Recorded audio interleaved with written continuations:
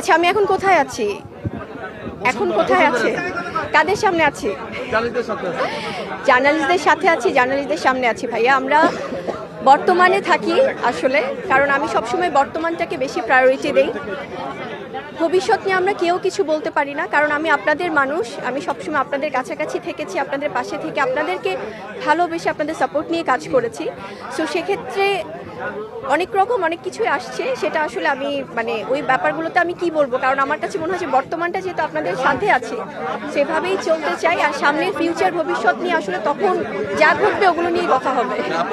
একটা সিনেমার প্রযোজক বললো যে আপনি নাকি আপনাদের বিরুদ্ধে নিচ্ছেন এবং কাজ করবেন না, শিডিউল পাওয়া যাবে না। আল্লাহ আল্লাহ, একদমই না ভাইয়া, কারণ আপনারা আমার পরিবার, আমার সাংবাদিক ভাই বোনেরা, আমার এই ফিল্ম ইন্ডাস্ট্রি, আমার সমস্ত পরিচালক প্রযোজক সবার প্রতি আমার সেই দায়িত্বশীল ব্যাপারটা আমার আছে এবং আমি রাখতে চাই।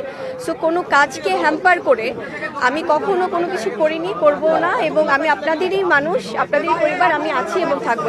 এই জন্য আমি একটু আগেই বলছিলাম ভাইয়া যে আমরা বর্তমানটা নিয়ে বাঁচি। বর্তমানে আমি যেহেতু আপনাদের মাঝে আছি, আপনাদের সাথে আছি, সো এটা নিয়ে থাকি। অনেক গুঞ্জন, অনেক রকম অনেক কিছু আসছে, যেটা হয়তো বা সময়ের সাথে সাথে আপনারাই জানবেন, আপনারাই বলবেন যে আপু এমনটা শুনেছিলাম, এমনটা তো না, আবার এমনটা হয়েছিল, ওটা তো মিলেছে। সো ওগুলো হবে কি সময়ের সাথে সাথে সবকিছু ক্লিয়ার হয়ে যাবে ইনশাআল্লাহ। আর এই ব্যাপারগুলো নিয়ে এতবার আমি কথা বলেছি, আপনাদের নিজেদেরই বিরক্ত লাগবে যে আর চাই না এই topic. So thank you so much. নতুন করে প্রশ্ন তৈরি হয় আসলে।